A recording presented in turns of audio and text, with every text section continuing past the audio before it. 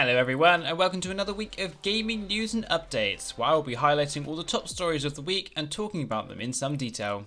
With that in mind, I'm Matt, this is Broski Games, and this is your weekly gaming news update. Now then, let's crack on. First up, we have Hellblade Senua Sacrifice has received a generous new upgrade on Xbox Series X and S, adding ray tracing, higher frame rates and a resolution boost, taking full advantage of the console's extra power and enhanced fidelity. Starting with the new enriched mode, giving the game its beautiful ray tracing and running the game at 4K visuals, but at the cost of 60 frames per second. The most obvious way to notice these subtle changes is through the lighting. Lightning cracks shine light in the more realistic and silky smooth way. Ray tracing gives water and reflective puddles new life, with its natural reflection taking forefront, adding to the experience. Resolution mode is still available for those who prefer 4K visuals at 60 frames per second, but there's no denying that you should give the visual enhancements a good look to soak up the environment in a far more enriching detail. However, this upgrade does not seem to be arriving for other platforms, as this upgrade is exclusive to Xbox and will soon be exclusive to PC too. There's no plans to upgrade the PlayStation versions of the game. This is a logical step for Ninja Theory, as they were acquired by Microsoft back in 2018 at E3. However, this does leave a little sting for PlayStation players who are aware of games like Doom Eternal and Elder Scrolls Online, who've had their next-gen upgrades while still working under the Microsoft umbrella. FAQ posted alongside the announcement made it very clear that the PC update is in development, but there are no further plans to bring the update to any other platform at this time. This also means that not only is PlayStation missing out, but Nintendo Switch players will not receive the new enhancements. The game was enhanced for PlayStation 4 Pro back at launch in 2017, allowing for two different selectable modes for enhancing frame rates or visuals and resolution. This is great news if you're an Xbox player, but not so much if you play on any other platform. Now, 2 weeks ago we reported that Fortnite was gearing up for another big concert, and boy did Epic Games deliver. With rumours of Ariana Grande front-running the show, we were blown away by how great her performance actually was.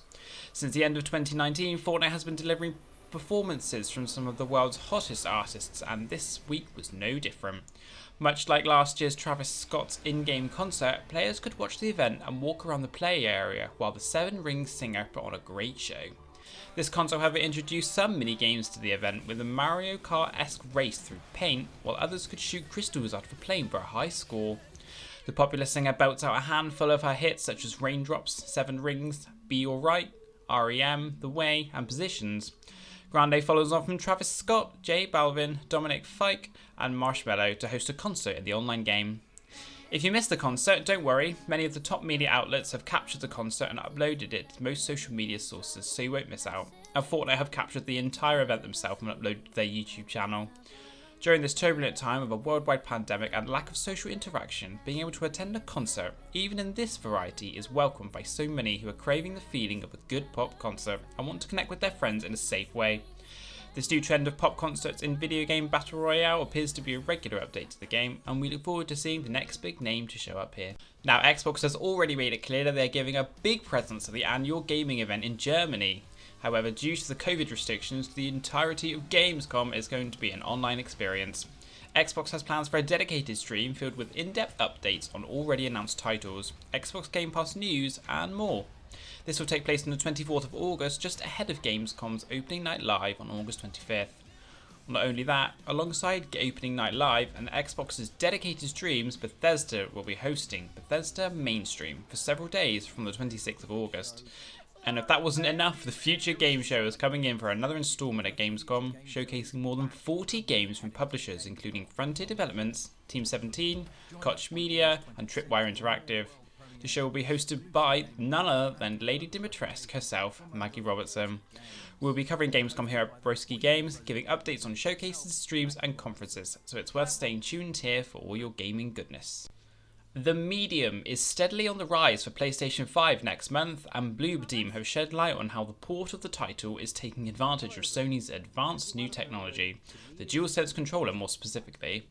Jumping into the old school fixed camera horror title, which uses some unique mechanics that will certainly take advantage of every aspect of the PlayStation 5 controller. The adaptive triggers will use tension build-up for charging a spirit blast in-game, with tension lessening as you build up more. Haptic feedback simulates the attacking moss against your spirit shield, giving the feeling of moss hitting your shield from all sides of the controller, adding to a deeper immersion into the game. Haptic feedback will also trigger when Marianne must hold her breath when hiding, with the haptic motor increasing acceleration as she struggles to resist taking in a breath. The controller's built-in speaker will imitate the sounds of devices, like tools that Marianne will be using in-game. And finally, the light bar. The light bar surrounding the touchpad replicates your flashlight. Whenever a monster is nearby, it will flash and jitter, and the light bar will react in the exact same way in the real world to keep you alert and add to the immersion to the game. The Medium is hitting PlayStation 5 on the 3rd of September 2021, so plenty of time to prepare for another thrilling horror experience. The Medium saw its initial release on Xbox Series X and S as a timed console exclusive and was received very well by critics, gaining a 75% rating from Metacritic alone. With PlayStation taking advantage of their own hardware to try and create a far more immersive atmosphere, this horror title is certainly going to be one you don't want to miss out on. Now, a developer from CG Projekt Red is joining the Playground Games team to work on Fable. Paolo Capalla has joined the team at Playground Games to work on the new Fable title. The switch-up was discovered by GameRant, who noticed former CG Projekt Red developer Paolo Capalla's LinkedIn profile confirmed the move to the Fable team. Capalla's position at Playground Games is said to be working on designing and implementing combat in Fable, something he worked on similarly during Cyberpunk 2077's development. His experience on Cyberpunk has seen him creating a mix of melee and gunplay mixed combat while working to balance the variety of weapons included in the game. Due to no other details about Fable, we are yet to see how his good work will be implemented in the game, but bringing his new style to the team is going to add something special to the game and building up the portfolio of an already impressive team at Playground Games. The only concern about a developer moving from CG Projekt Red is the state of Cyberpunk 2077, and the needed adjustments and fixes required have left fans a little bit dubious about the team and their future projects. It is worth noting that CG Projekt Red, developers of the Witcher series, have a long and deep understanding of creating action RPGs and crafting worlds in a deep fantasy setting, so bringing skills over from a game series of critical acclaims such as The Witcher can help with the transition into a game such as Fable. We can only wait and see what the developers have in store, and if we're lucky, we may get a little bit of information at Gamescom in 2 weeks. Now, here at Broski Games, we are huge Marvel fans, and we also love the LEGO games. So it's a delight to see that LEGO Marvel Superheroes is making its Nintendo Switch release. The title was released on Wii U, but it didn't get the attention it deserved on the console. Now, with renewed life, the game is coming to Switch on the 5th of October. Helmed by Arthur Parsons as the game director, and his love of Marvel comics shone through greatly, packed with both references and tongue-in-cheek affection towards the comic book heroes and their roots. LEGO Marvel Superheroes 2 is already on the Switch, which is a little bit clunkier and a jagged sequel.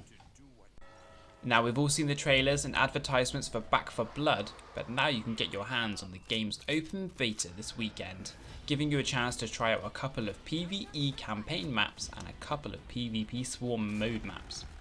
The beta includes cross-gen and cross-play support, so you can match up with your friends on different platforms. Back 4 Blood is going to be a day one Xbox Game Pass title, so there's no better time to be a Game Pass subscriber. You can jump in right now and play. So what are you waiting for?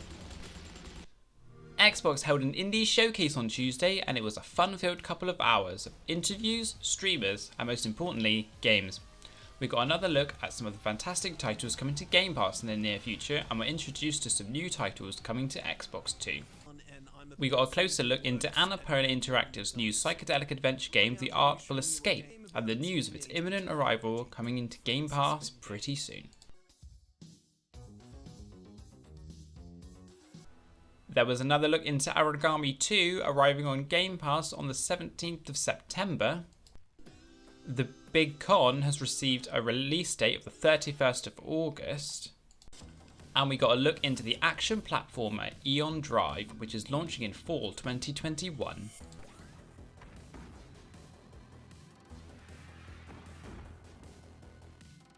And some of the new titles we had a chance to look at were astonishing and staggering.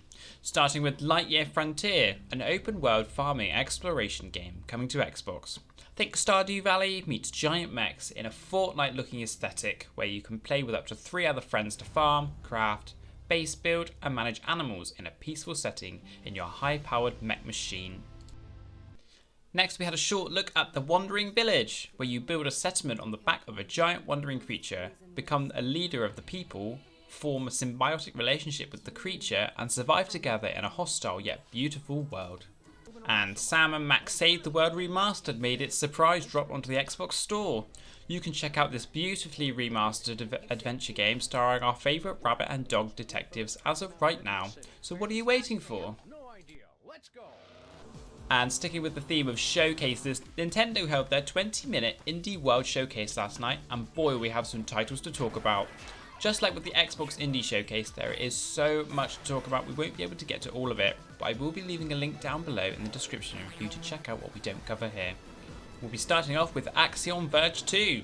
The much anticipated sequel to 2015's Axiom Verge is available on Nintendo Switch right now, telling the prequel story of a new hero empowered by microscopic machines that are gradually consuming her humanity.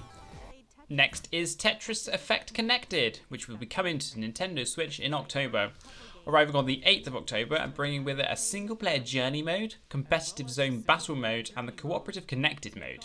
And it's even cross-play, so now is no better time than any to start connecting and crushing blocks together. Next we have Boyfriend Dungeon, a heartfelt dungeon crawler dating sim that lets you date your weapons. Nope, I'm not making that up.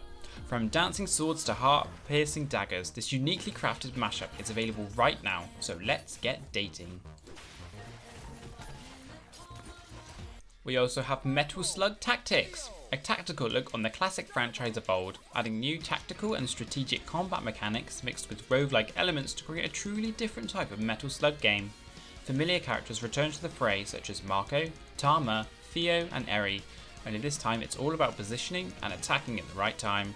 Metal Slug Tactics arrives on Nintendo Switch in 2022. Next up, we can't talk about the indies without showing some of Bombbrush Cyberfunk, a graffiti action-adventure game that will have you grinding rails, painting walls, and comboing to become the All-City King, one of the best graffiti artists in the sprawling metropolis. This new title will be a timed console exclusive in 2022.